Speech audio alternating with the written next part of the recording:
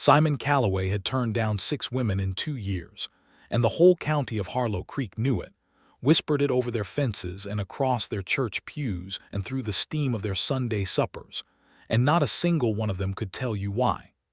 The matchmaker, a stout widow named Bess Murdoch who operated out of the back room of the general store in Dusty Fork, Nevada, had presented him with what she considered the finest prospects the territory had to offer. There had been Clara Whitfield, 24 years old, the daughter of a cattle baron, with hair the color of wheat at harvest and manners so refined they made grown men nervous. Simon had met her on a Tuesday afternoon, listened politely for the better part of an hour, and ridden home before supper. There had been Agnes Holloway, who could cook a Sunday roast that reportedly made men weep, and Martha Stern, who came with a dowry of 60 acres along the Truckee River. There had been Josephine Parks, who was considered by 3 separate counties to be the most beautiful woman west of the Rockies, and still Simon had tipped his hat and ridden away. 2 more after that, each perfectly suitable by every measure that mattered to anyone in Dusty Fork, and each sent home with nothing more than the memory of his quiet brown eyes and his unbendable silence. He was 31 years old. He ran a cattle ranch that sprawled across 400 acres of high desert scrub and juniper, and he worked it mostly alone with the help of a sun-baked ranch hand named Old Pete, who had been working that land since before Simon had inherited it from his father in 1879. It was now 1881, and the ranch was doing well enough. The cattle were fat, the fences were mostly sound, and the well had not gone dry in 3 summers. By every outward measure, Simon Calloway was a man who had what he needed and wanted nothing. But Old Pete, who had watched this man grow from a skinny 12-year-old picking burrs off horses to the steady, broad-shouldered rancher he had become, knew better. He had watched Simon sit on the porch in the long evenings with a cup of coffee gone cold, watching the desert sky turn from orange to purple to black, and he had seen something in those quiet eyes that was not contentment but longing. It was the kind of longing a man carries when he has forgotten how to name what he needs. "You are going to grow old with nothing but cattle and silence," Old Pete told him one October morning, not unkindly, as they mended the south fence line together. The Nevada sky was a hard, cloudless blue above them, and the air smelled of sage and coming cold. Simon drove a fence-post staple home with 2 clean strokes of the hammer and said nothing. "Bess Murdoch came by again," Old Pete continued. "Says she has a new listing. A schoolteacher over in Abilene, Kansas. Educated woman, she says, good family." "I am not interested in a listing," Simon said, moving to the next post. "You are not interested in anything," Old Pete said. "And that worries me considerably more than anything else."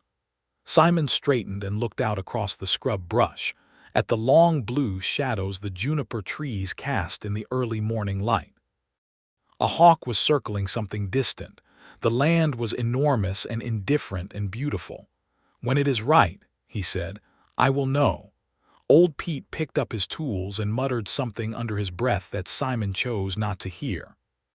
And so the months continued, and the winter came down off the mountains and turned the high desert into a pale, frozen thing. And Simon Calloway worked his land and ate his quiet meals and sat on his porch with his cold coffee and turned no thoughts at all toward women or marriage, or the particular emptiness that lived in the left side of his chest like a stone he had stopped noticing. Then, in the second week of February 1882, a letter arrived. He almost did not read it. The envelope had come in the weekly post run that Hector Diaz carried from the town of Dusty Fork out to the outlying ranches, tucked between a feed bill and a printed notice about cattle prices from the Nevada Stockmen's Association. It was a plain envelope, cream-colored and slightly battered from its long journey, addressed in handwriting that was neat but not fussy, the letters formed with a steadiness that suggested practice rather than affectation.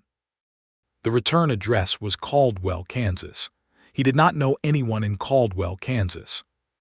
He set it on the kitchen table when he came in from the afternoon feeding, and it sat there while he washed his hands and while he put water on the stove for coffee, and it sat there while the coffee brewed, and while he stood at the window watching the last of the February light drain out of the sky. He did not know what made him reach for it finally. Maybe it was just that there was nothing else to do in the silence of that cold kitchen, or maybe it was the handwriting, which had something in it that he could not quite name, a kind of honesty in the way the letters sat straight on the envelope without straining after elegance. He opened it. The letter inside was written on 2 pages of good cream paper, front and back, and it began without preamble. "Mr. Calloway," it read. "My name is Etta Langston. I am 27 years old, and I teach reading and arithmetic at the Caldwell schoolhouse, and I am writing to you because Bess Murdoch included your name on a correspondence list she sent to the Caldwell Ladies' Aid Society, and because I believe in being direct rather than charming, which is probably why I am still unmarried. I do not intend this as a pitch, and I am not hoping to dazzle you. I have been told I am too plain-spoken for my own good, and I have decided to lean into that reputation rather than fight it." Simon sat down slowly at the kitchen table. "What I am going to tell you is the truth of my situation," the letter continued, "and you can do with it whatever you wish. My father, Robert Langston, ran a farm outside Caldwell for 22 years. He died last spring of a chest illness, and my mother passed 6 years before that. I have no brothers or sisters living. My father left the farm to me, but the farm carries a debt of $400 to the Caldwell Mercantile Bank, and the bank has given me until the end of April to resolve it, which means either selling the farm and losing the only home my family ever had, or finding another solution. I have saved $80 from teaching, and I have exhausted every other avenue I can think of in good conscience." He turned the page. "I am not writing to ask for your money. I want to be clear about that because I would rather you understand me correctly than think well of me under a false impression. I am writing because Bess Murdoch's list described you as a rancher with a going concern in Nevada, and she noted that you have not found a suitable match despite several introductions, and I thought it was possible, only possible, that we might be worth writing to one another and seeing if there is anything real between us. If you are the kind of man who can be bought or charmed, then we will not suit. If you are the kind of man who might respect a woman for telling him the truth even when it costs her dignity, then perhaps we should talk." The final paragraph was shorter. "I have a dog named Marshall. He is large and black and poorly behaved, and I love him unreasonably. I am telling you this because I feel it is relevant to any serious understanding of who I am. I hope you are well, Mr. Calloway. Sincerely, Etta Langston." Simon sat very still for a long time. He read the letter again. Then he read it a third time, more slowly, the way he read things when he wanted to understand them rather than just receive them.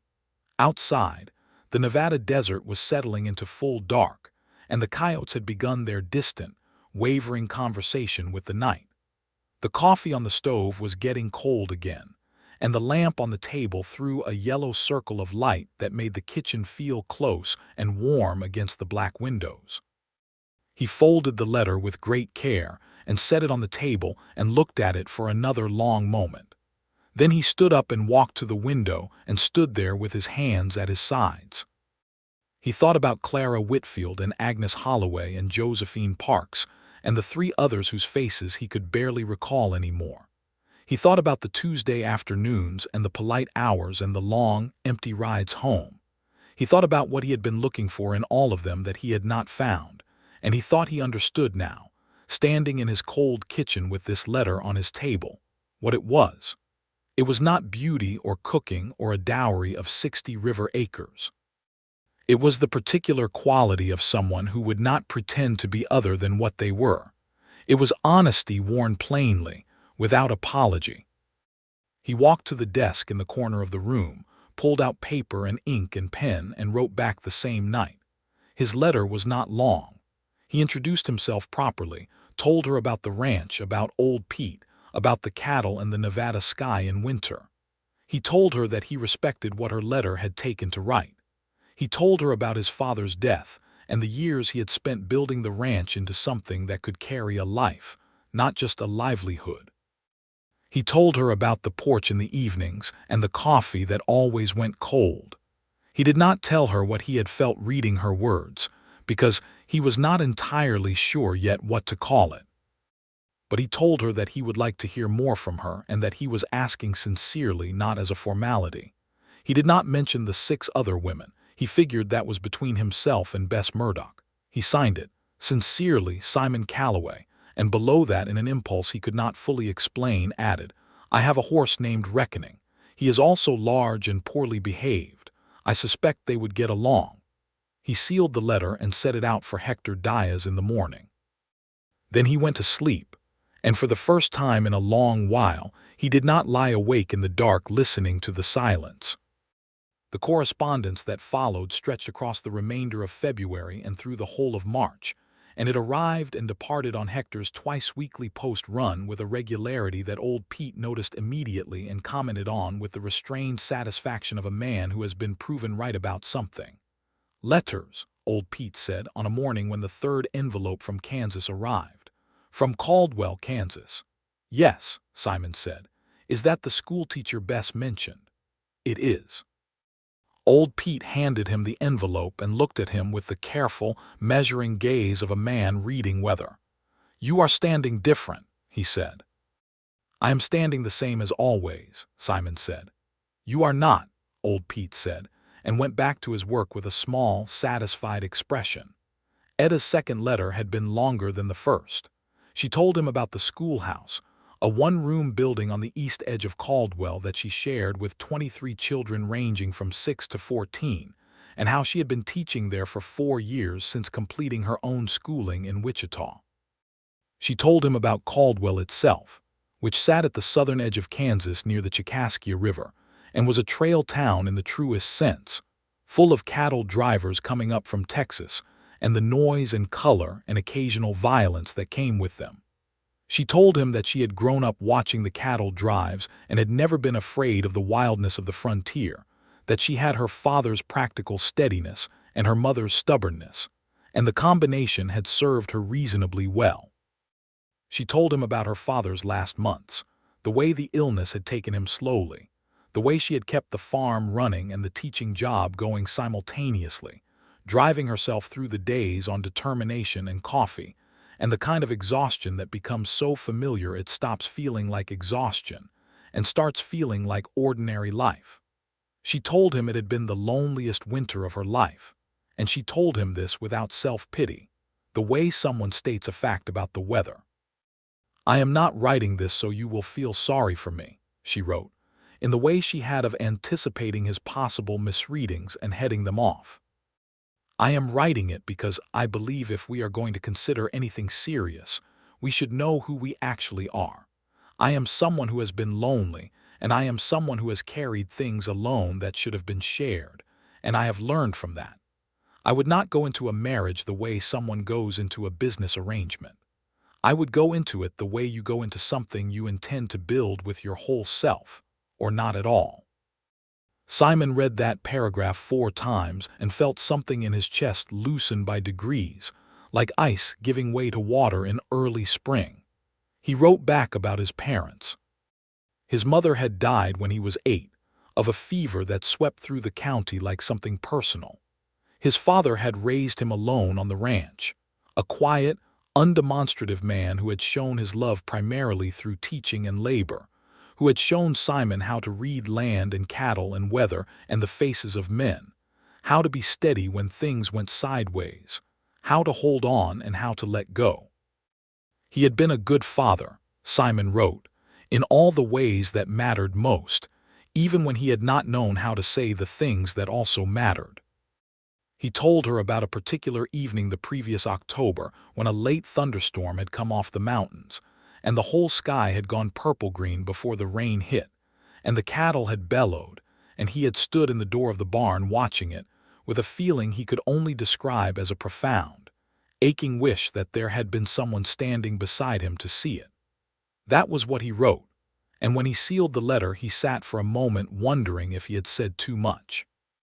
Then he decided he had not, that the truth of a thing, honestly told, was never too much.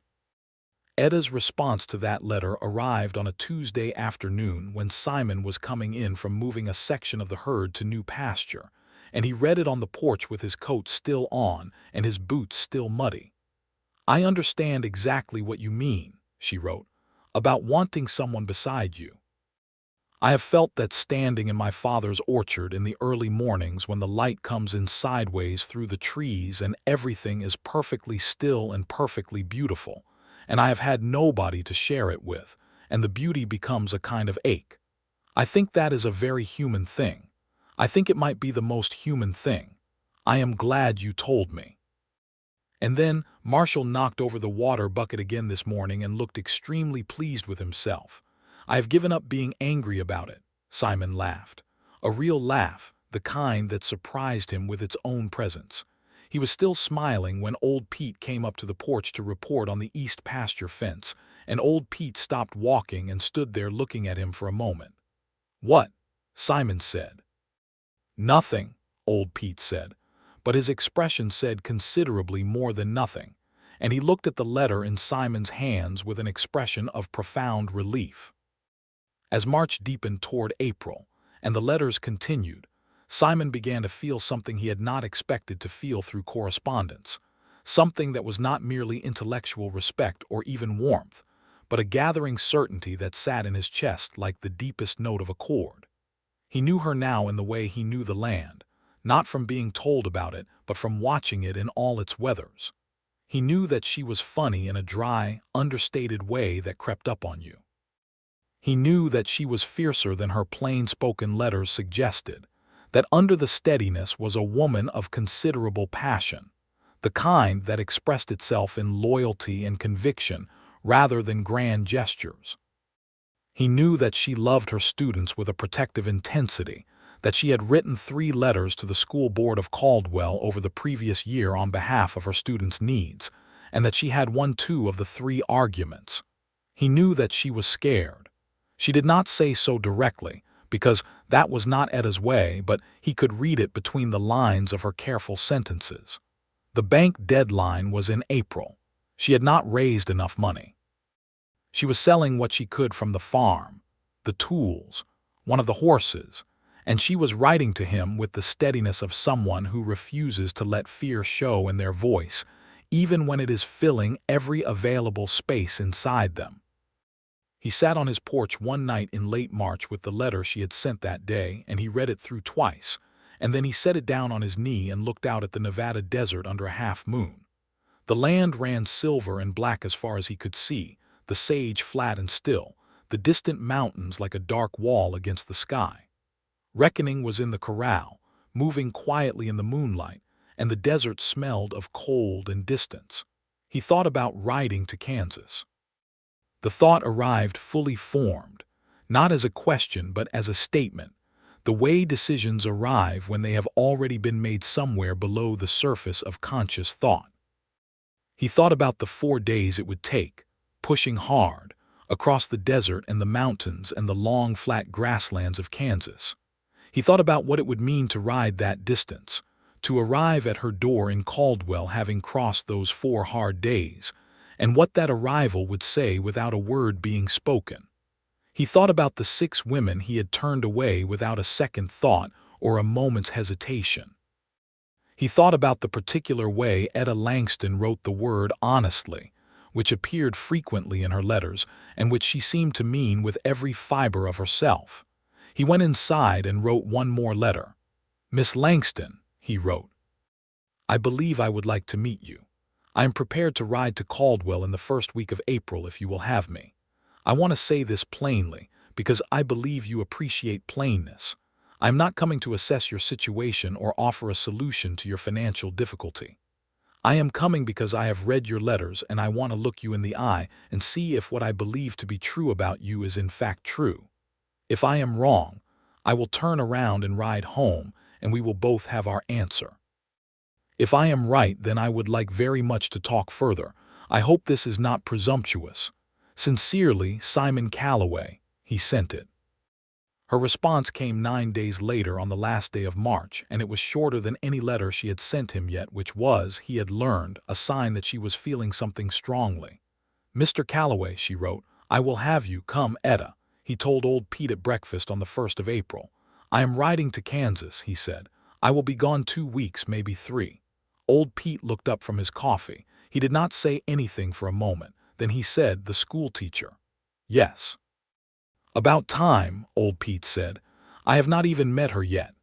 "You have met her," old Pete said, with the absolute certainty of someone who has been watching from a careful distance. "You have been meeting her all month. You are just going now to confirm it with your eyes." Simon packed his saddlebags that evening with the efficiency of a man who has spent his life preparing for things. Extra ammunition for the rifle in the scabbard, though he hoped not to need it. Trail food, hardtack and dried beef and a paper of coffee. Extra socks, because 4 days in the saddle was 4 days in the saddle, and a man's feet needed attending. A good clean shirt in oilskin to keep it from the dust. His father's pocket watch. The bundle of Etta's letters, wrapped in the same oilskin, which he put in the deepest pocket of his saddlebag without examining too closely why. He saddled Reckoning before the sun was up on the 2nd of April. The horse was a gray roan, 14 years old and still strong, with the steady temperament of a horse that has seen considerable weather and settled into it. He was indeed large and poorly behaved, in the specific way that a horse is poorly behaved when it trusts its rider enough to express opinions. "We are going to Kansas," Simon told Reckoning as he cinched the saddle. Reckoning turned his head and looked at him with one large, skeptical eye.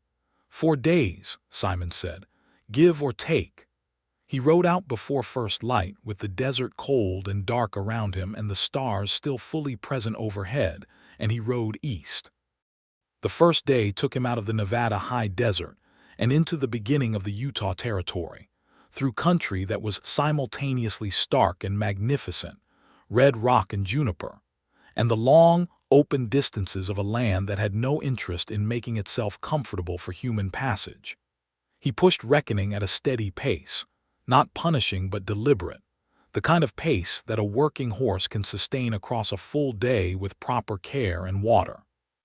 He stopped at the streams, let Reckoning drink and rest, ate his own hardtack without ceremony, and rode on. That first evening he camped in a shallow canyon where the rock walls held the day's heat, and the stars above were so thick and close it felt like an abundance rather than a sight. He built a small fire, made coffee, and sat with his back against the canyon wall, reading one of Etta's letters by firelight. He had read them all many times by now, but they did not diminish in the reading, the way a piece of music does not diminish in the repeating if it is true music. The second day brought him into the early spring of Colorado territory, where the plains opened up in a way that Nevada's mountains had not allowed, and the sky became enormous overhead, a thing of such scale that a man felt both small and strangely free in it.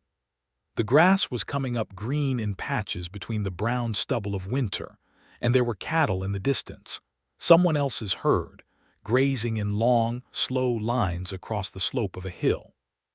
He thought about his own cattle, trusted now to old Pete and the land's own seasonal rhythms, and he thought about what he was riding toward and what that meant for the ranch's future. He stopped in a small trail town on the Colorado plains for water and grain for Reckoning, and the man at the livery, a lean, weathered fellow of about 50 with the squinted eyes of someone who spent most of his life outdoors, looked at Simon's dust-covered coat and the road-hardened set of his jaw and said, "Where you coming from?" "Nevada," Simon said. The man gave him a long, appraising look. "Where you going?" "Kansas." "Long way to ride," the man said. "Must be something worth seeing." "I believe so," Simon said. He was back on the road within the hour. The third day pushed him across the Kansas border and into a landscape so different from what he had left that it felt like crossing into another country. The land was flat, genuinely flat in a way that the high desert never was, and the sky sat on it from every direction like an enormous, pressing weight, and the spring wind came across the grass with a sound like nothing else on earth, a deep, continuous movement that was both lonely and alive. The grass was tall in places, and the road cut through it straight and unpretentious. He passed a farmstead where a woman was hanging washing on a line, and she watched him pass without curiosity, because in 1882, Kansas, a man on a horse moving with purpose was simply part of the scenery. He was tired by now in the specific way that 4 days in the saddle produces, a tiredness that has gone past the muscles into something deeper, but he did not consider slowing. The 4th day was the last day, and he rode it with the focused energy of someone who has a destination they have earned.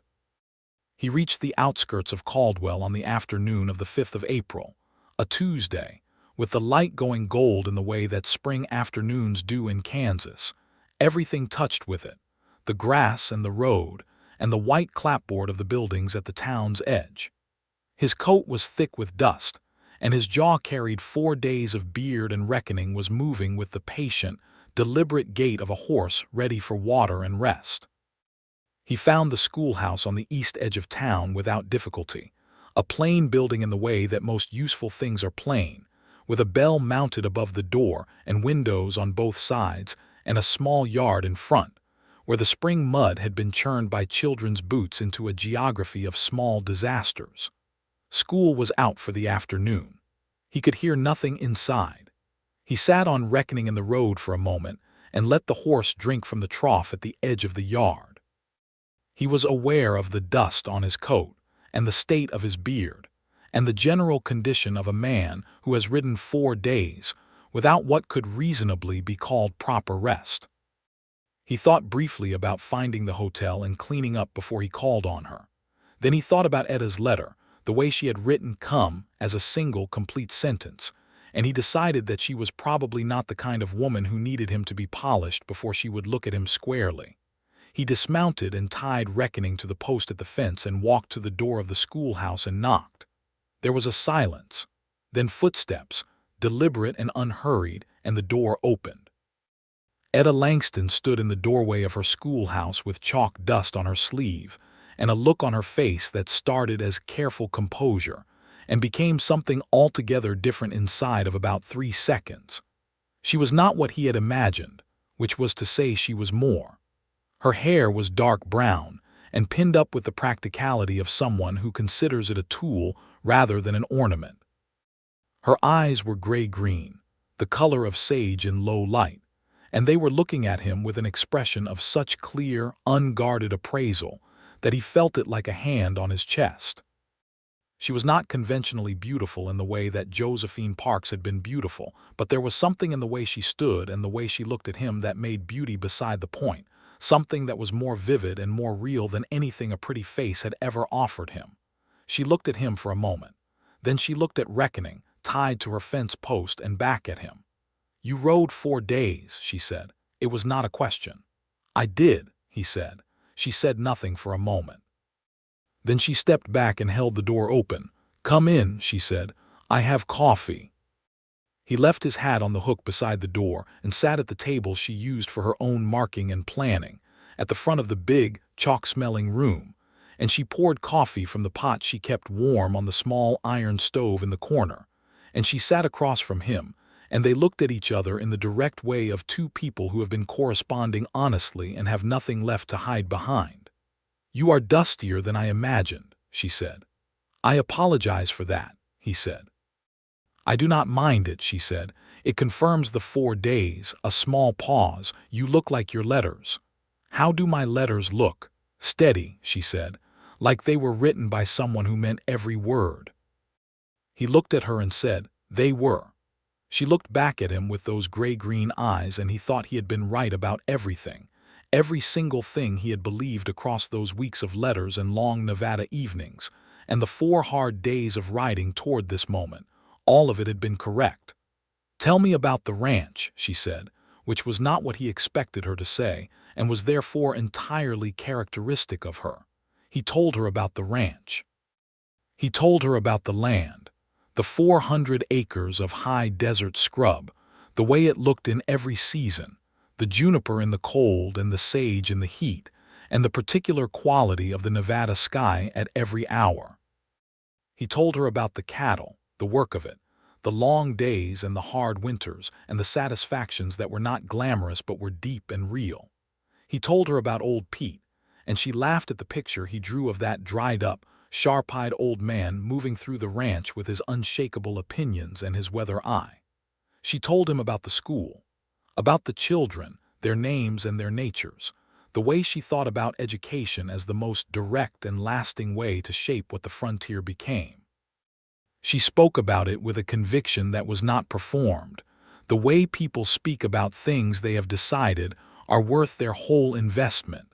He told her about his father. She told him about hers. They talked for 2 hours in the chalk-smelling schoolroom while the spring afternoon turned gold and then amber outside the windows.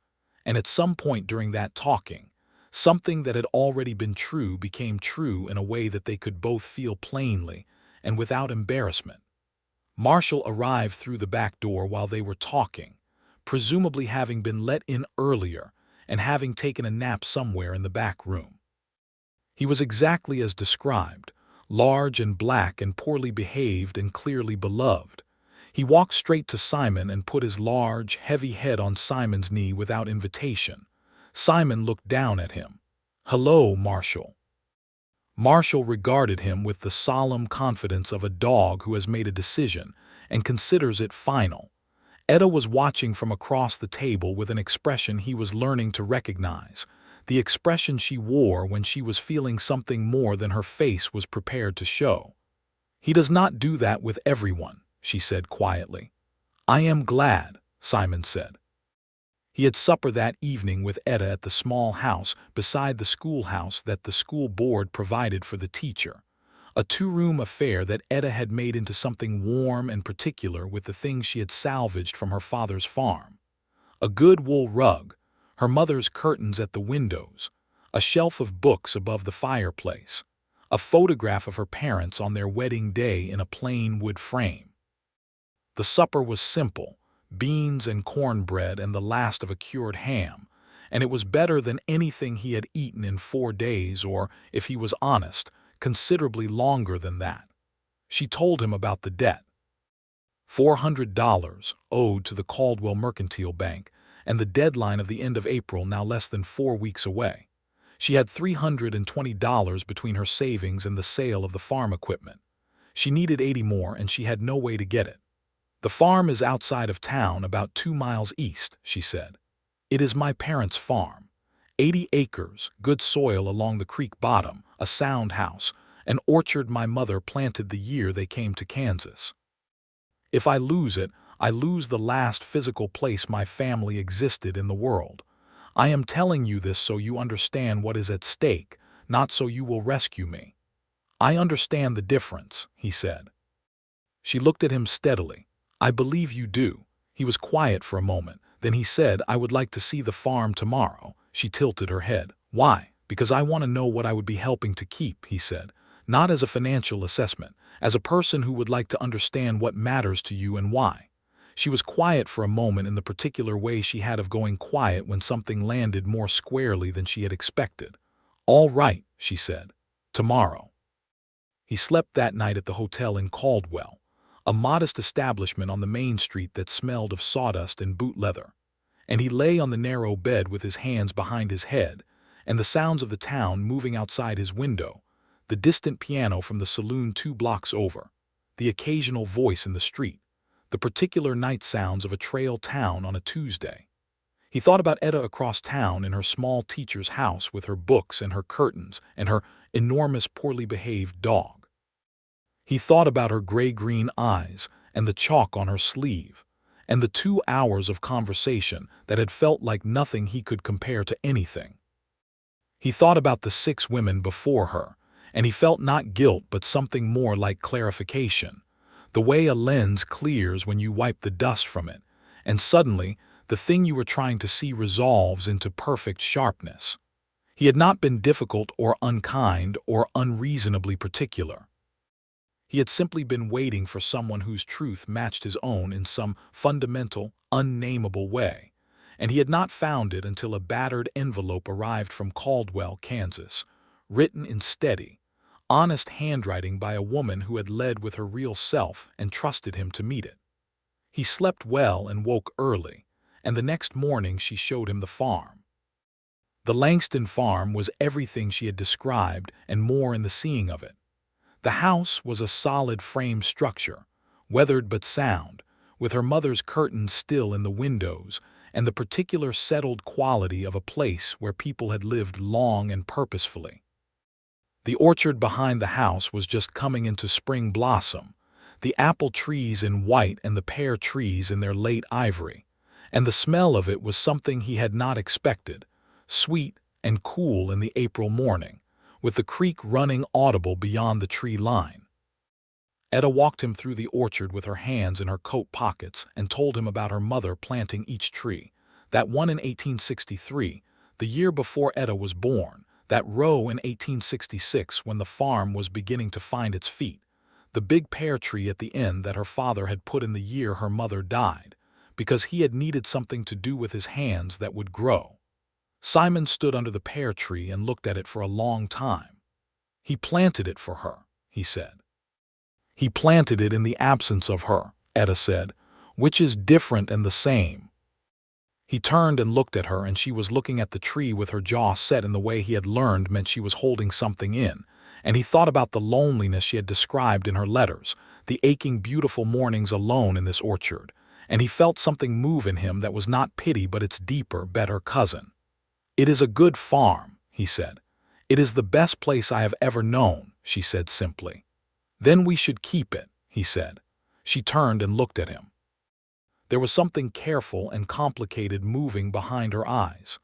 "Simon," she said, and it was the first time she had used his given name.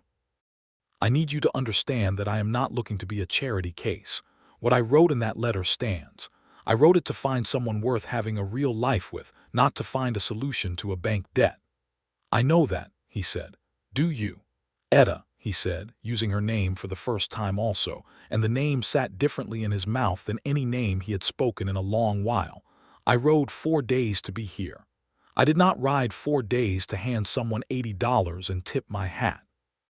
I rode 4 days because your letter was the most honest thing I have read in years, and because I wanted to know if the person who wrote it was as real as those words, and I have now spent 2 days confirming that she is. The money is not a condition. It is not a gift from a stranger. It is something a man does for a place that matters to a woman he intends to build a life with, if she will let him." There was a silence in the orchard that was full of the sound of the creek and the bees already working the blossoms overhead, and then Etta Langston, who he had already established was not a woman given to dramatics or unnecessary displays, covered her mouth with one hand and turned away for a moment, and when she turned back her eyes were bright. "Well," she said, in a voice that was doing its best to be steady, "that is the most clearly I have ever been spoken to." "I meant every word," he said. "I know you did," she said. "That is precisely why I am standing here trying not to cry in my mother's orchard, which is embarrassing and also unavoidable." He took 2 steps toward her, and she did not move back, and he offered his hand and she took it, and they stood there in the blossom smell of the Langston orchard, with the April light coming through the trees and the creek talking to itself somewhere beyond the tree line. And it was not yet a declaration, and not yet a promise, but it was the real beginning of something. The moment when what had been building across letters and miles and days of writing resolved itself into the simplest, most fundamental thing. 2 people, face to face, holding on. The following days were the richest Simon had spent in years. He stayed in Caldwell, returning each evening to the hotel but spending his days with Etta, learning the town and the farm and the particular rhythms of her life. He visited the bank with her and spoke to the bank manager, a careful man named Harold Gaines, who had the polished manner of a man uncomfortable with the situations his profession required him to create. Simon paid the $80 from the money he had brought for exactly this purpose, and the debt was cleared and the deed to the Langston farm was confirmed free of obligation, and Etta stood beside him in the bank and held herself with the composed dignity of a woman who has fought for something and won it without sacrificing herself. On the walk back from the bank she said, "I will pay you back." "You will not," he said. "I intend to," she said firmly. Consider it an investment in a piece of land that I hope to see every day for the rest of my life, he said. She looked at him sideways.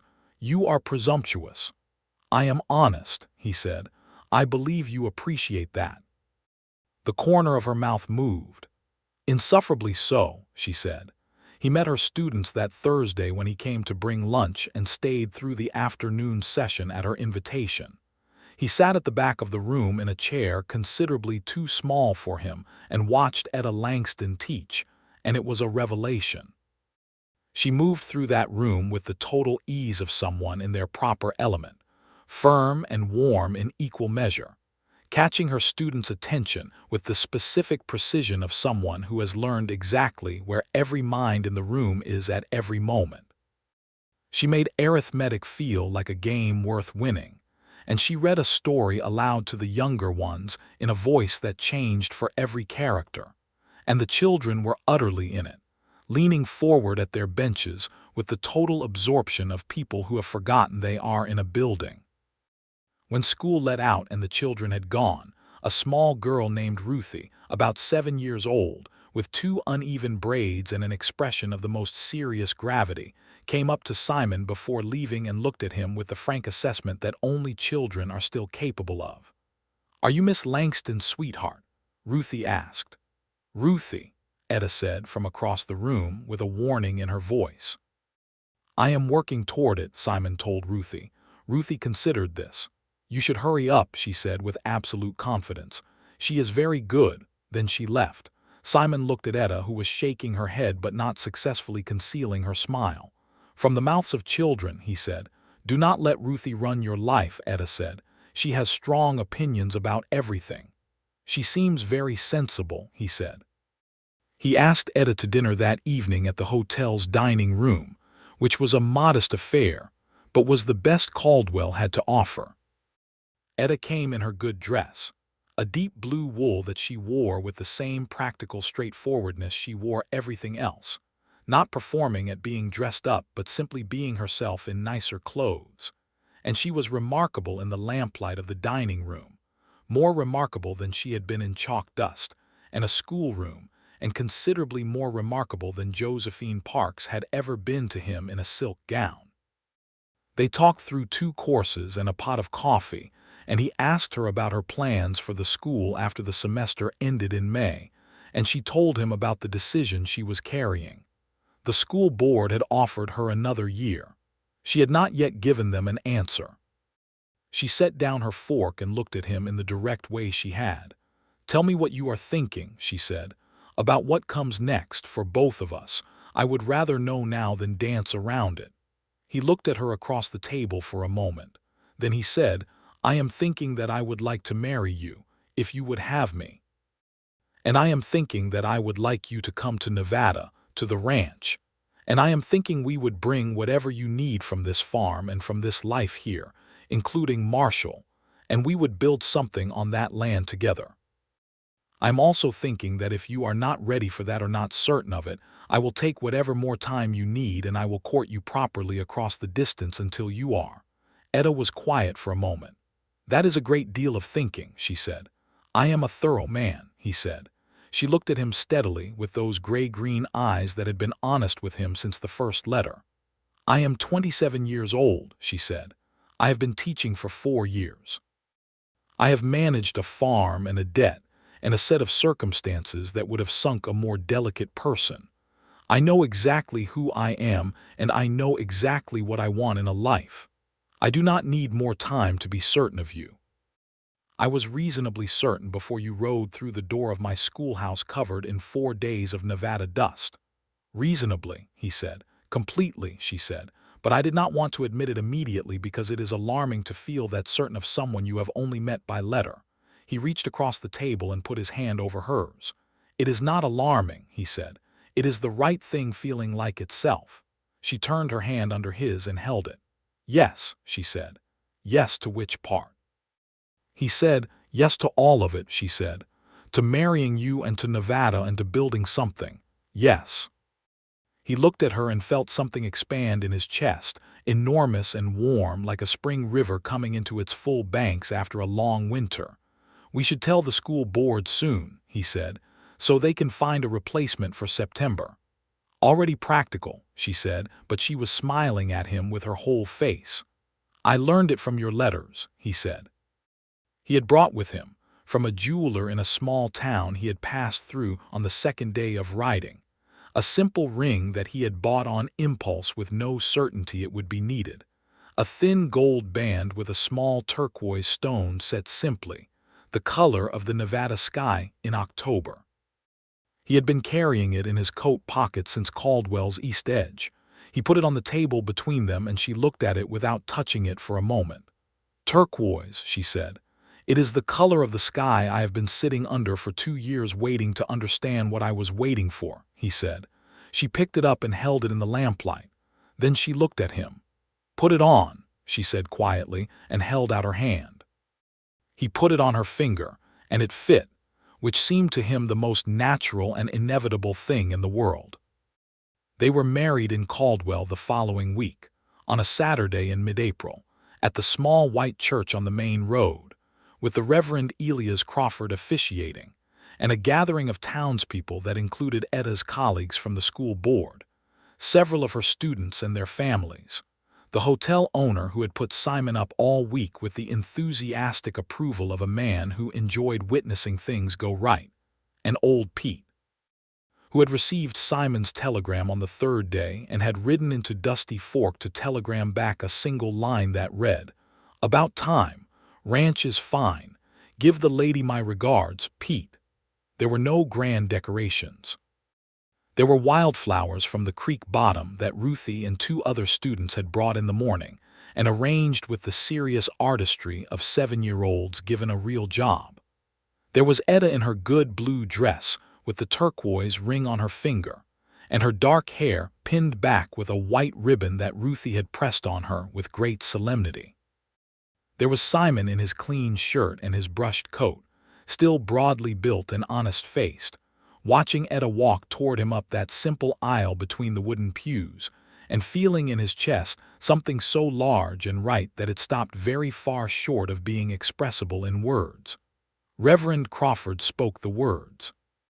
They said theirs in return, simply and clearly, each meaning every syllable of every word. And when he said she was his wife and she said he was her husband, the whole church felt it settle like a stone finding the bottom of a clear pool. After, there was food in the church yard, potluck offerings from the townspeople who had come, cakes and pies and a ham and a great many opinions about the rightness of the occasion delivered with the confident generosity of people who have watched something turn out as it should. Simon stood with Etta beside him with his hand at the small of her back and shook hands with everyone who offered them and felt, for the first time in longer than he could specify, entirely in the right place. Marshall sat under the table and accepted scraps from Ruthie with practiced dignity. 2 days later, they packed what was to come with them. Etta arranged with a neighbor family, the Braddocks, to look after the farm through the summer, renting the acreage at a fair price for their cattle grazing and maintaining the house and orchard, with the understanding that the farm would be kept sound and the Calloways would return to see it in time. It was not giving it up. It was the first decision of a married life, the kind that requires both people to build something new without entirely closing the door on what came before. Etta packed her books and her mother's curtains, and the photograph of her parents and the good wool rug and her teaching certificates, and the 3 things she had been given by her students on her last day of school that Friday, a small bundle of drawings and a carved wooden horse from a boy named James who had learned to read under her instruction that year, and a note from Ruthie that said, "In the labored but determined hand of a child who has been well taught. You are the best teacher and I will write letters." Simon packed Etta's things alongside his own with care and efficiency, and they loaded what needed loading onto the rented wagon and tied Reckoning and Etta's remaining horse, a steady bay mare named Compass, behind it. On the morning they left Caldwell, the town turned out in the way small frontier towns turn out for such moments, people on the sidewalk and in the doors of the storefronts, a few hats raised in farewell. Ruthie stood at the edge of the schoolyard fence with her uneven braids and her grave expression, and watched with the focused attention of someone committing something to memory. Etta turned in the wagon seat and looked at her for a long moment. "I will write letters," she called back. Ruthie nodded once very seriously. "I know," she called back. "I will write them too." They rode west. The journey back to Nevada was different from the riding out, not only because there were two of them now where there had been one, but because the quality of the travel was different. The going out had been a pursuit, purposeful and focused, the miles burning behind him with the energy of a man moving toward something uncertain. The return was a belonging, the kind of travel that is an arrival in every moment because you are already with the thing you most need. They talked through the miles. They had already talked considerably, through the letters and through the week in Caldwell, but there was a different kind of talking available in a wagon moving west through the Kansas grasslands, the kind that comes when there is nothing requiring attention except the road ahead and the wide sky above and the person beside you. They talked about the ranch and how it would change with two people on it. They talked about what Etta wanted to do with her teaching and whether Dusty Fork had a school that might need a teacher, and Simon told her that it did, a one-room building that the town had built 3 years ago and staffed with variable success with whichever educated person could be convinced to take it on. "It sounds like it needs a permanent teacher," Etta said. "It does," he said. "Someone with strong opinions," she said. "That would help," he said. She looked at him and he looked at her, and they were both aware that this was not a hypothetical conversation. On the second day of the return journey, they crossed into the late spring of Colorado territory, and the mountains were ahead of them, still white-capped with the last of the winter snow, and Etta sat up straight in the wagon seat and looked at them with an expression he had not seen on her before, a kind of pure, unguarded wonder. "I have never been west of the Kansas line before," she said. "What do you think?" he said. "It is bigger than I expected," she said, "and more beautiful." "I did not think I had underestimated it, but apparently I had." "It gets more so," he said. "The Nevada desert is something else entirely." "Tell me," she said. He tried. He told her about the sage in the heat of summer, the way it smelled, and the way the light hit the mountains in the early morning when everything was still cold. He told her about the hawks, and the way the coyotes talked at night, and the particular quality of the sky on a clear November evening when the cold was coming down, and the stars were so close you could believe you might touch them if you reached. She listened with her whole attention, the way she did everything, and by the time he had finished she was looking westward at the mountains with an expression that was no longer just wonder but something closer to recognition, the look of someone who has heard a description of a place and understood that it is where they belong. They made camp on the Colorado plains that second night, beside a stream that was running fast with the snowmelt from the mountains ahead, and Etta made coffee over the fire with a competence that was brisk and unapologetic, and Marshall circled the campfire twice and settled with his large head on Simon's boot and went to sleep. The horses were staked in the grass nearby, and the fire sent its light up into the dark, and the stars came out over the plains in their enormous quantity. "Tell me about the night before you left," she said, handing him coffee and settling beside him near the fire. "The night before I left," he said. "The night you decided to come. You had read my letter saying you could come. What made you actually go?" He thought about it honestly, the way she deserved. "I read your letter," he said. "And I sat there in my kitchen and I thought about what I had been waiting for across 2 years and 6 introductions, and a lot of quiet evenings. And I understood that what I had been waiting for was someone who would write me the letter you wrote, which is to say someone who was not performing at being what I wanted but was simply being what she was and trusting me to see it. And then I thought about writing to you, and the thought did not feel like a choice. It felt like a direction, like north." She was quiet for a moment. "Like north," she repeated. "The compass kind," he said. "The kind that does not ask permission." She leaned against him there by the fire, her shoulder against his, and he put his arm around her, and they sat like that while the fire burned lower and the stream moved in the dark, and Marshall snored with enormous contentment on his boot. "You are going to have to tell me about those 6 women eventually," she said. He laughed. "A real one." Who told you about that? Bess Murdoch sent a note with her correspondence list, Etta said with complete composure. It was meant to be an endorsement. It said, and I am quoting here, Mr. Calloway is a man of some selectivity, having declined 6 prior introductions, which indicates discernment of character. Bess has a generous interpretation of events, he said. I thought it was interesting, Etta said. I thought if 6 acceptable women were not right, then either this man is impossible or he knows something the acceptable women did not. I decided to find out which. And the latter, obviously, she said. He held her a little tighter. I was not being difficult, he said quietly. I was waiting for something real. I did not know what it looked like, but I knew what it would feel like. I knew it would feel like the truth. And did I feel like the truth, she said. The first letter, he said. The first line. I believe in being direct rather than charming. She made a small sound. I was terrified when I wrote that. Were you? I thought it would put you off immediately, she said. I thought, this is not how one writes to a potential suitor, this is how one drives them away comprehensively. And then I thought, if it drives him away, then he was not the right man, because the right man would not want me to be other than I am.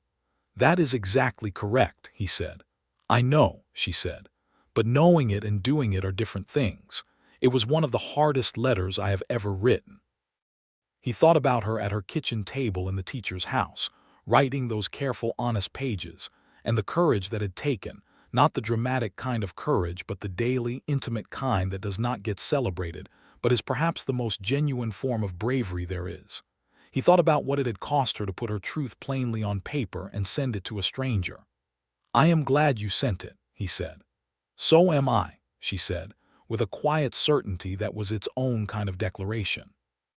They reached Nevada on the 5th day of the return journey, and Etta's first sight of the high desert was a morning one, the dawn coming up behind them and the Nevada scrubland unrolling ahead, the sage gray-green in the early light and the mountains blue and white at the horizon, and the sky opening up overhead into something that had a different quality entirely from the Kansas sky, deeper, older, more austere, the sky of a land that did not need to be hospitable. Oh, she said softly, sitting forward in the wagon seat. He watched her face. It is exactly how you described it, she said, and also nothing like how you described it. Words are insufficient, he said. Yes, she said. But you tried, which counts for a great deal. Old Pete met them at the gate of the ranch when they came in that afternoon, standing by the fence post with his hat in his hand, and the specific expression of a man who has been waiting for something good and has prepared himself not to show how much he meant it. He looked at Etta, who looked back at him with frank, warm appraisal. You must be old Pete, she said from the wagon seat. I must be, he said. And you must be the one who finally managed it. Someone had to, she said. Old Pete's face did something that in a less weathered man would have been called a smile, and he put his hat back on and reached up to help her down from the wagon with the formality of a man paying genuine respect. Welcome to the ranch, Mrs. Calloway, he said. Thank you, she said. I would like a full tour tomorrow. I want to understand everything. She is going to get on here fine, old Pete said to Simon over her head. I know, Simon said. The ranch house was bigger than Etta's teacher's cottage, but not by an excessive amount. A solid frame structure that Simon had added to twice since taking it over from his father, with a proper kitchen and a sitting room and 2 bedrooms and a porch that ran the full length of the front of the house. It was functional and not pretty, which was to say it had the bones of a home but had been lived in by a man alone, and showed it, the way places do, when the human warmth of regular inhabitation has been given only in partial measure. Etta walked through it with her coat still on, looking at everything with the assessing eye of someone who is simultaneously measuring a space and imagining it differently, and Simon stood in the middle of the sitting room and watched her move through his house and felt it become, between one moment and the next, something other than his house. The kitchen is good, she said from the kitchen. Good stove. I want to change the shelving. Change whatever you need, he said. She appeared in the kitchen doorway. I am going to put my mother's curtains up. Good, he said. And the rug in here, she said, looking at the sitting room floor. Good, he said. and the photograph on the mantel. "Good," he said. She looked at him. "You are agreeing to everything." "I was under the impression you were telling me, not asking me," he said. She considered this. "Fair observation," she said. "I like it when you tell me things," he said. "It means you are already home." She stood in the kitchen doorway and looked at him with the expression he had been collecting since the first day, the expression that lived between composure and feeling, and she did not say anything for a moment. Then she said, "Come here." He crossed the room and she took his face in her hands and looked at him very directly, the way she did everything. "Thank you," she said, "for riding 4 days. For being the kind of man who would do that." "Thank you," he said, "for writing the kind of letter that was worth writing 4 days for." She kissed him properly, for the first time without travel dust or the public consideration of a town around them, just the two of them in the standing room of the house that was now their house, and it was the truest and most complete thing he had felt in 31 years of being alive. Marshall supervised from the doorway with a satisfied expression. The months that followed were the fullest of Simon's life. There was the work of the ranch, which Etta took to with a thoroughness that impressed him even by the high standard he had set for her after all those letters, asking old Pete and Simon everything and learning fast and without complaint, because she was a woman who had run a farm and a classroom and she did not find work frightening. She did not try to do everything, which was wisdom, but she did everything she undertook with complete attention. She contacted the Dusty Fork School Board in May and was offered the teaching position within the week. The superintendent, a portly man named Morris Webb who had been running the small school board with great enthusiasm and modest results, met with her in the town of Dusty Fork and spent 20 minutes attempting to establish his authority over the curriculum, and about 40 minutes after that revising his position under the polite, immovable pressure of Etta's clear-eyed competence. "He will be difficult occasionally," Etta told Simon on the ride home. "Can you manage him?" "With one hand," she said pleasantly. She started teaching at Dusty Fork in September of 1882, and the school, which had limped along with 3 teachers in 4 years, and lost half its students to families who had given up expecting anything useful from it, transformed inside of 6 weeks into a place where children arrived in the morning with something approaching willingness. Parents who had been skeptical came to see, and stayed to talk and left with expressions of cautious, growing gratitude. Morris Webb discovered within the first month that he was better served by staying out of Etta's way, which was a conclusion she had helped him reach with such diplomatic grace that he was not entirely aware of the process. Ruthie wrote letters as promised. The first one arrived in October, 3 pages in her determined 7-year-old handwriting, reporting on the new teacher, who was not bad but not as good as you, and on Marshall's health, which she had apparently ascertained by visiting the Braddock farm. The Braddocks were sending news of the Langston farm, which was in good order, the orchard having produced well that autumn and the house sitting tight against the coming winter. Etta wrote back to Ruthie every time with the full attention she gave to everything, and Simon would sometimes find her at the kitchen table in the evening with her pen and her cream paper, writing to this small, fierce girl in Kansas with the same quality of regard she brought to their own correspondence, and he thought that this capacity, to hold people with true attention, was perhaps the most essential thing about her.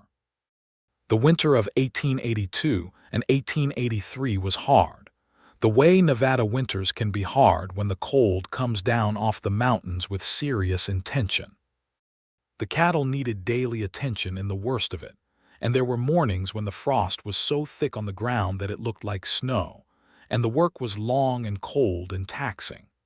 Simon and old Pete and Etta worked the ranch through it with the steady, organized effort of people who understand that a bad winter is not a disaster, but a season to be managed. On the worst nights, when the wind came down off the mountains, and the house contracted in the cold with small, sharp sounds, they sat by the fire and talked or read or played cards, and sometimes old Pete came over for supper and sat with them, and told stories about the early days of the territory, when this land had been wilder still, and the relations between the settlers and the Paiute people who had lived on this land for thousands of years before them, had been a story of displacement and injustice that old Pete told plainly, without the comfortable revisionism that many in the territory preferred. Simon had grown up with this knowledge, but Etta took it in with particular attention. "It is not a small thing," she said one evening, "to build a life on land that was taken." "No," old Pete said, "it is not. The knowing of it is the beginning of something. What you do with the knowing is what matters." There was a Paiute family, the Winnemucca family, who lived in the valley to the north, and had for years maintained a careful, cordial relationship with Simon's ranch based on mutual respect, and the pragmatic acknowledgement that the land was shared, in ways that the legal abstractions of Nevada territory did not fully reflect. Thomas Winnemucca, who was about Simon's age and had grown up on this valley as his people had for generations, came by the ranch twice a year to trade and to talk, and these visits had been easy and honest during Simon's ownership. Etta met Thomas Winnemucca in the early spring of 1883 when he came by the ranch on his spring visit, and she received him with the same direct, respectful attention she gave to everyone, and they had a long conversation about the land and its history, and about the school in Dusty Fork, which Thomas had strong opinions about given that his two younger siblings were of school age, and the question of their education was one he thought about seriously. "My sister Clara is 10, he said. "She is very smart, she should be in school." "She is welcome in my school," Etta said. "Absolutely welcome." Thomas looked at her with the careful assessment of someone who has reason to be skeptical of such declarations and is measuring whether this one is real. "No conditions," he said. "None," she said. "She comes when she can, she is treated like every other student, she learns what she is able and wants to learn.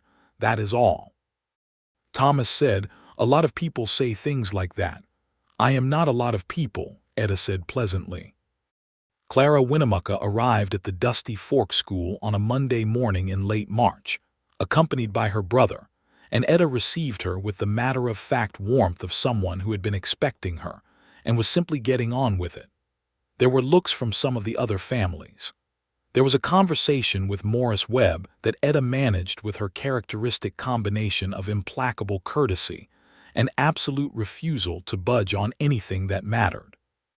Clara Winnemucca sat in that school and learned reading and arithmetic with the focused intensity of a child who knows what is available is limited and does not intend to waste it.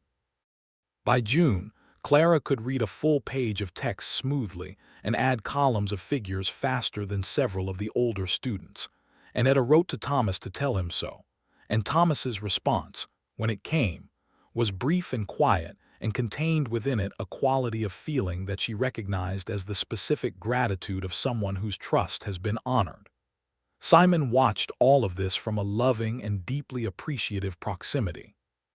He watched his wife move through their life and their community with the particular vitality of a person fully deployed, every capacity engaged, nothing wasted.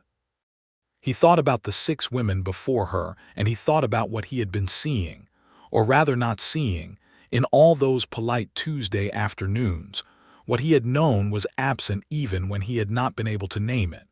It was this, a person who was completely present, a person who brought their whole self to every moment without reservation or performance.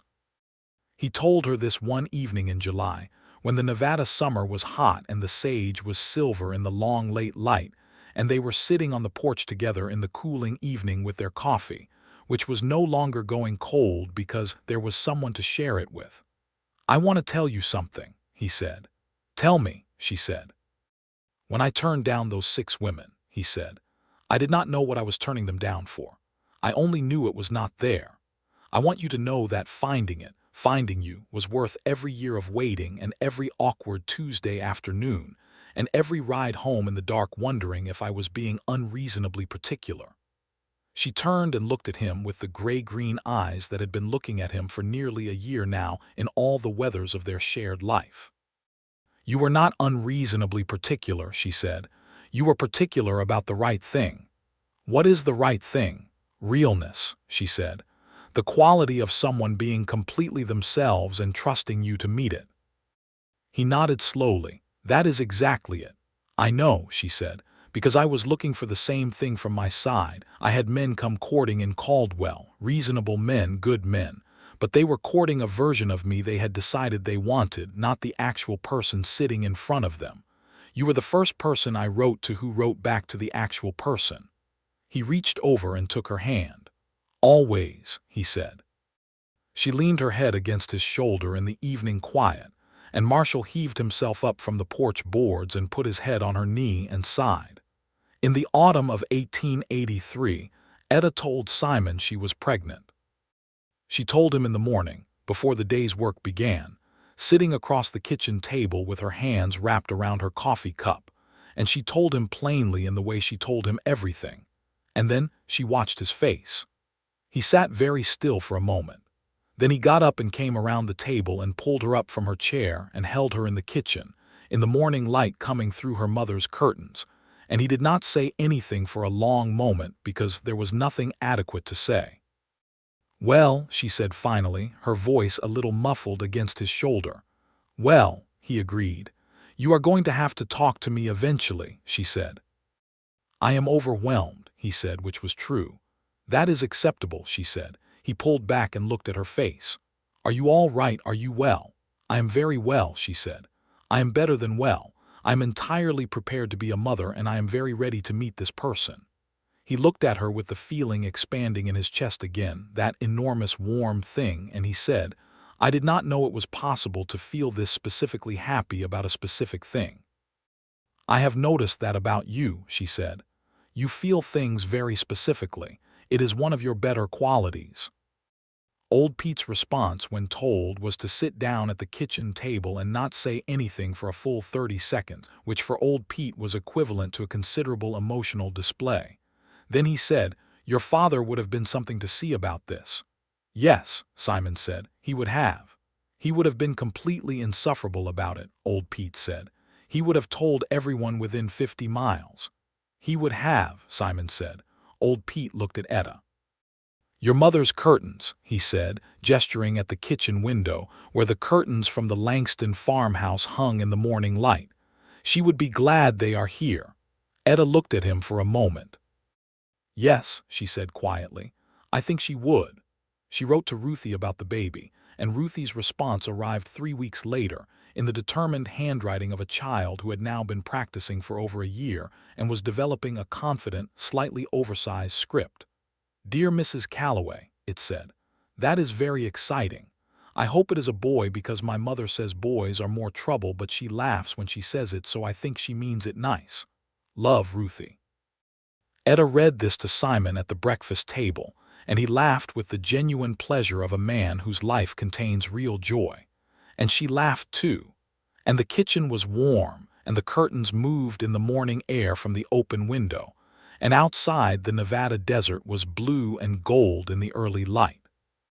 She continued teaching until February, when the practical considerations of the coming months made it sensible to take a leave, and Morris Webb, who had by now developed a respectful and occasionally bewildered appreciation for Etta Calloway that he expressed primarily through administrative compliance, arranged a substitute for the spring semester with unusual efficiency. The baby arrived in March of 1884, on a cold, clear night when the stars were out over the Nevada desert in their extraordinary quantity, and the mountains to the west were black against the sky. Dr. Harlan Cole, who made rounds to the outlying ranches and was the most competent physician within 50 miles of Dusty Fork, was present. Old Pete sat in the kitchen and drank coffee and wore the expression of a man engaged in the most focused waiting of his life. The baby was a boy. Simon sat beside Etta on the bed with the baby in her arms and the lamp burning warm yellow in the room, and felt something so large and fundamental that it went past happiness into something quieter and deeper, the kind of feeling that does not announce itself but simply is. Hello, Etta said to the baby, in the voice she used in the schoolroom when she wanted someone's full attention. The baby looked at her with the dark, unfocused gaze of the very newly arrived, and seemed, in his way, to be paying attention. "He looks like your father," Simon said, looking at the photograph of the Langstons on the bedroom mantel. "Looks like a person who just arrived and is making up his mind about things," Etta said. "That is Robert's look exactly," Simon said. She looked at him. "You think so? I have looked at that photograph 100 times," he said. "It is in your father's eyes." She looked down at the baby, and the expression on her face was so layered and complex and full of love and loss and continuation that Simon did not try to speak for a moment but simply held her hand and let it be what it was. "Robert," she said quietly. "We will call him Robert." "Robert Calloway," Simon said. "Yes." Old Pete came in when called and stood at the bedside and looked at Robert Calloway with the expression of a man reviewing something he has waited a long time to see. "Robert," he said. "Good name." "We thought so," Etta said. "Your father would be comprehensively insufferable," old Pete told Simon with quiet satisfaction. "Yes," Simon said. "He would." The years that followed were the years of a life fully lived. Etta returned to teaching the following autumn and brought a new organization to the Dusty Fork School that would outlast her time there. A proper curriculum. A lending library that she established by writing letters to publishers in St. Louis and to a library association in San Francisco and receiving, over the following 2 years, more books than the school had shelves for until she arranged the construction of additional shelving, with the same combination of determination and practical persuasion that characterized all her endeavors. Clara Winnemucca continued in school through the following years and was reading at a level well above her age by the time she was 12. And Thomas Winnemucca came by the ranch each spring with a quality of regard for the Calloways that was not performed or obligatory, but the real thing, grounded in the memory of a specific promise kept in a specific way.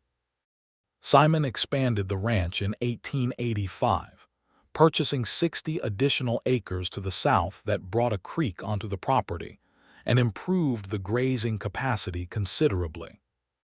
It was a decision he made with Etta, at the kitchen table with the ranch ledger between them, her reading the figures with the precision of someone trained to work with numbers, and his laying out the land considerations with the deep knowledge of a man who has spent a decade reading this particular piece of earth, and together making the judgment that it was sound.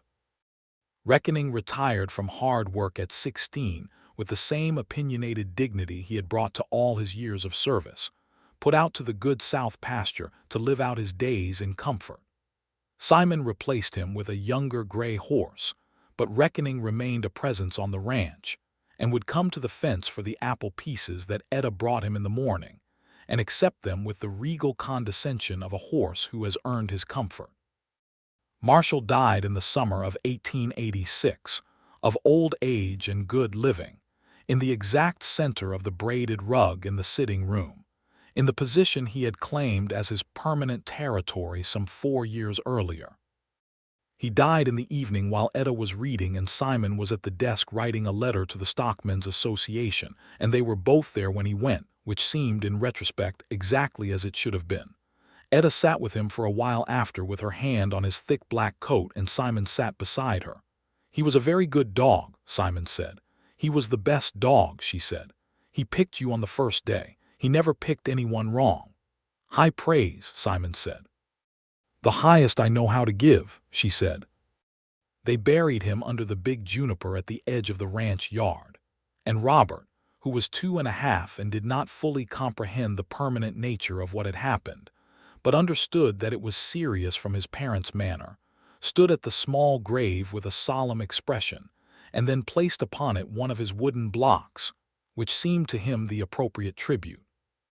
A new dog arrived the following spring, a red-brown hound puppy of uncertain lineage that arrived in Dusty Fork with a supply wagon, and immediately attached himself to Robert with the single-minded devotion of a dog who has found his person. Robert named him General, in the tradition established by Marshall, and General proved to be equally large and considerably more energetic and only marginally better behaved, which Simon told Etta was entirely consistent. The second child arrived in 1887, a girl this time, dark-haired like her mother with Simon's brown eyes, and they named her Clara, for the girl in Dusty Fork who had sat in a schoolroom and learned to read under Etta's steady and unconditional attention, and who by now was 16 and had, by various accounts, an exceptional mind and a clear determination to use it. Thomas Winnemucca, when he heard the name, was quiet for a long moment. Then he said, "That is a good name." "We thought so," Etta told him. He looked at her and then at Simon and nodded once, with an expression that contained more than it displayed. The years settled into themselves. The ranch grew and the school flourished, and Robert Calloway grew into a boy who had his father's steadiness and his mother's directness, a combination that made him simultaneously easygoing and unmovable on things that mattered, which his teachers noted with varying degrees of exasperation and admiration. Clara grew into a small, fierce person who had inherited her mother's gray-green eyes and was deploying them with maximum effect on everything and everyone around her from a very early age. In the spring of 1888, the Braddock family sent word that they were moving their cattle operation to Colorado and would be leaving the Langston farm in June. Etta and Simon rode to Caldwell that May, a journey that was very different from the first one in every particular, with Robert at 7 years old on his own small horse beside them and baby Clara in a carry basket in the wagon, and General running alongside with the abundant energy of a dog for whom all travel is an adventure. Caldwell had grown since 1882. The cattle drive era was changing with the spread of the railroads and the Kansas quarantine laws, and the town was finding its new shape in that transition, more settled, more rooted, less wild at the edges, with new storefronts and a second church, and a brick-fronted bank that had replaced the old mercantile bank where Etta had paid her final payment with Simon beside her 6 years before. The Langston farm was as it had been, the house sound and the orchard older and broader, the pear tree her father had planted now tall and heavy with its blossoms in the May light. Etta walked through the orchard with Simon behind her and Robert running ahead to investigate everything with the tireless curiosity of a 7-year-old, and she stood under the big pear tree and looked up through its white blossoms at the blue Kansas sky. Simon stood beside her. "What would you like to do with it?" he said. She was quiet for a moment. "I think," she said, "I would like to find a family who will live in it, not rent it, live in it properly and care for it, the way my parents cared for it. The way a home is meant to be cared for." "A family," he said. "Anyone in mind?" "Actually, yes," she said. "Ruthie Henderson. She is 21 now and she has been courting a young farmer from the next county and they are getting married in June. She told me in her last letter." Simon looked at her and the small private smile that accompanied the reveal of a plan she had been carrying for some time. "Ruthie," he said. "She is the reason I know this farm is loved," Etta said. "She visited Marshall for me. She sent me the drawings. She has written me letters for 6 years. She is the right person. What will you ask for it?" "Nothing if she needs nothing. A fair price if it helps them build something real. I have not decided yet. I will talk to her and see what is right." They found Ruthie at the house where she now lived with her parents, a young woman of 21 who still had the frank, serious gaze of the small girl at the schoolyard fence, though it now had the additional quality of someone who has grown into herself. She came to the door and saw Etta and did something she had not done as a child, which was to simply take both of Etta's hands in hers and hold them. "I knew you would come back," Ruthie said. "I always intended to," Etta said. The conversation about the farm was straightforward and right. Ruthie and her intended, a good-natured young farmer named James Colton who had grown up in the next county and whose family had been in Kansas since the territorial days, were given the farm at a price that reflected what it was worth to Etta rather than what it was worth on a ledger, which is to say they paid a fair price for a working farm, and received along with it the history of the orchard and the knowledge of the soil and Etta's complete confidence that they would honor both. The papers were signed on a warm June day in the notary's office in Caldwell, and James Colton shook Simon's hand with the seriousness of a young man who understands the weight of what he has been given, and Ruthie stood with her hands clasped in front of her and looked at Etta and said, "I will take care of the pear tree." "I know you will," Etta said. They rode west again the following morning, back toward Nevada and the ranch and the life they had built with such complete and mutual intention. And on the second day out of Caldwell, when they had crossed the Kansas line and were moving into the open country that gave way eventually to Colorado, and then to the mountains and the desert beyond, Robert rode up alongside Simon on his small horse and looked at him with the brown eyes that were his mother's shape and his father's steadiness. "Papa," he said. "Yes," Simon said. "Is this what home feels like?" Robert said. "When you are going back to it?" Simon looked at the boy and thought about the question with the seriousness it deserved. "Yes," he said. "This is exactly what home feels like when you are going back to it." "It feels good," Robert said. "It does," Simon said. Etta was riding beside him with Clara in her arms, and she had heard the exchange, and she looked at Simon over Robert's head with the expression he had been collecting for 6 years, the one that lived between composure and feeling, and was the most real expression he had ever seen on any face. He looked back at her, and she looked at him, and between them was everything that had been built from a battered envelope and 4 days of riding, and the particular courage of a woman who had decided to tell the truth and trust a stranger to receive it.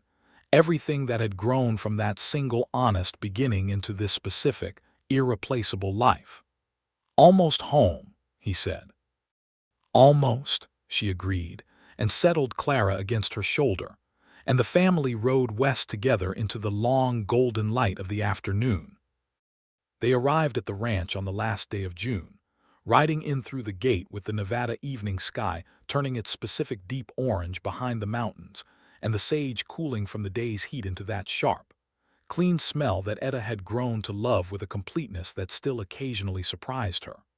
Old Pete was at the barn and came out with his hand raised in welcome, older now but the same weather-red eyes and the same dry economy of expression that said more than most people's volumes. Robert jumped down from his horse and ran to him. "We saw the orchard," he told old Pete. "The pear tree is very big." "Is it?" old Pete said. "As big as our juniper," Robert said. "Considerable," old Pete said. He looked at Simon over the boy's head with an expression that asked and answered simultaneously.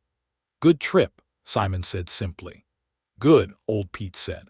That evening, with the children fed and settled, Robert asleep in the way of children who have ridden several hundred miles and are thoroughly satisfied, and Clara in her crib in the warm yellow lamplight of the bedroom, Simon and Etta sat on the porch in the cooling night.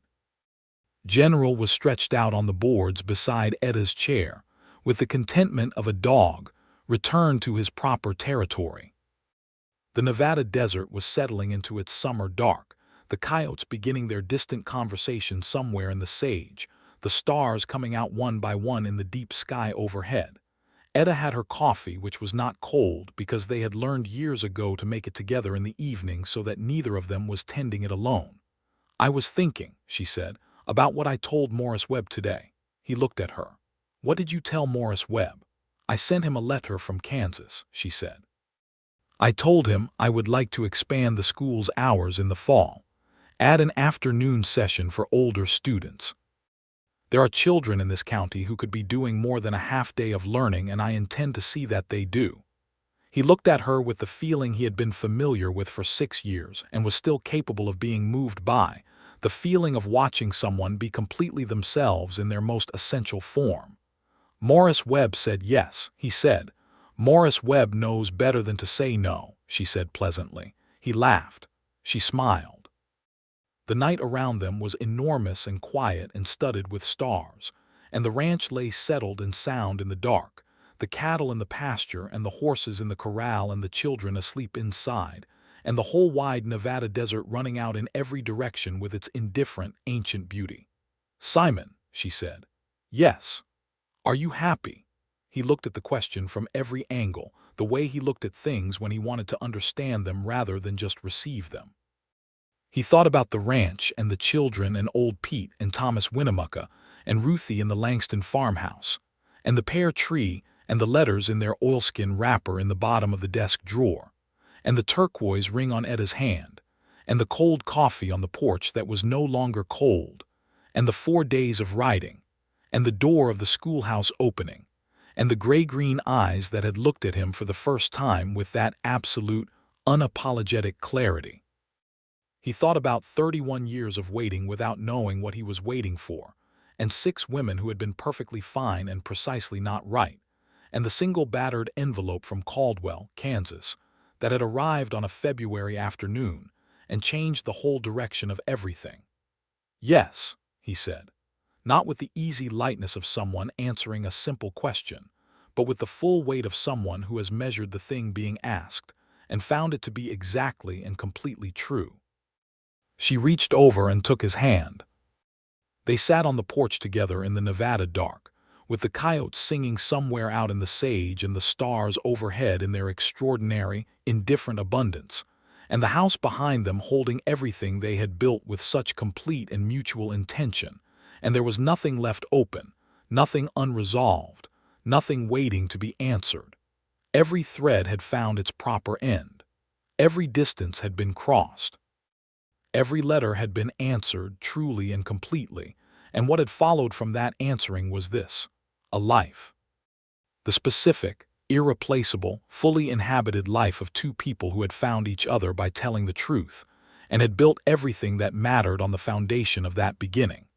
The night held them and the desert stretched away in every direction, and the coffee in their cups was warm, and neither of them needed to say anything more, because there was nothing more to say, and that silence between them, full and unhurried and entirely without loneliness, was the most complete thing either of them had ever known.